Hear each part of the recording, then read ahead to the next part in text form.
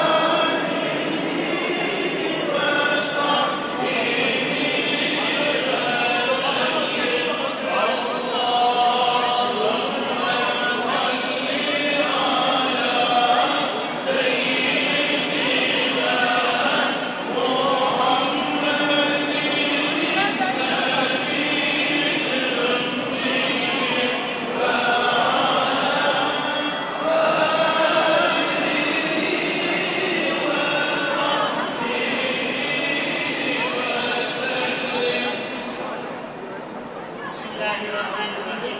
Aziz kardeşlerim, bu şekilde sadece bu öndekiler görebilir.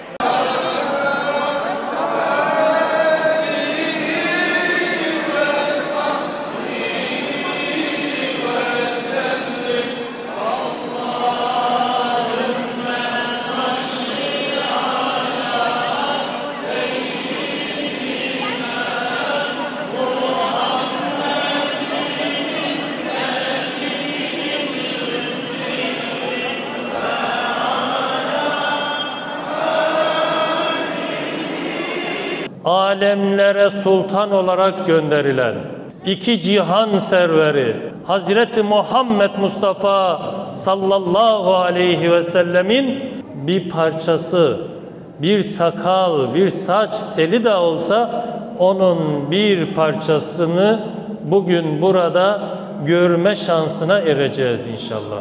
İstediğiniz kadar Allah Resulü'nün sakal-ı şerifini ziyaret edebilirsiniz. Rabbim kabul eylesin değerli kardeşlerim.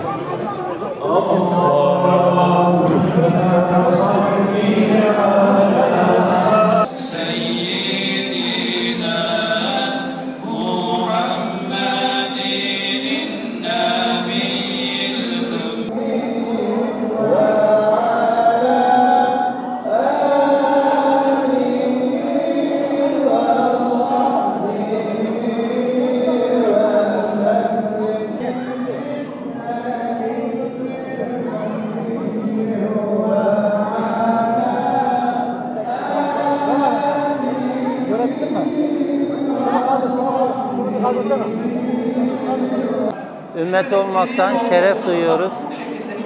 124 bin peygamberin içinde Allah bize biricik Habibi Edibini peygamber kıldığı için ayrıca çok hamd ederiz. Ne kadar hamd etsek azdır.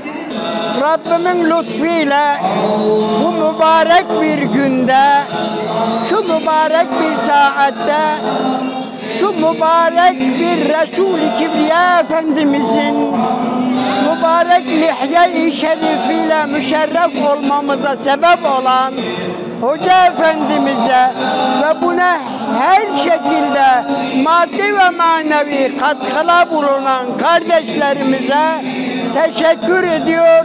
Allah cümlesinden razı olsun. Nice böyle mübarek günlere kavuşmayı bizlere nasip ve müyesser eylesin inşallah.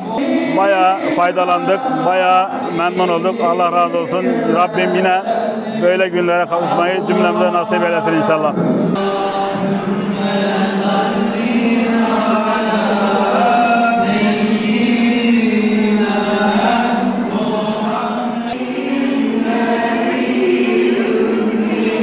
Teşekkür ediyoruz. Allah razı olsun. Bu sakallı şerifi bize gösterdikleri için ne mutlu bize, bu şerefi yaşattıkları için Allah razı olsun. Çok teşekkür ediyoruz. Güzel organizasyonu için Sayın Müftümüz ve hocalarımıza, emeği geçen herkese teşekkür ediyoruz. Herkese, hocalarımıza, il müftümüze teşekkür ediyorum.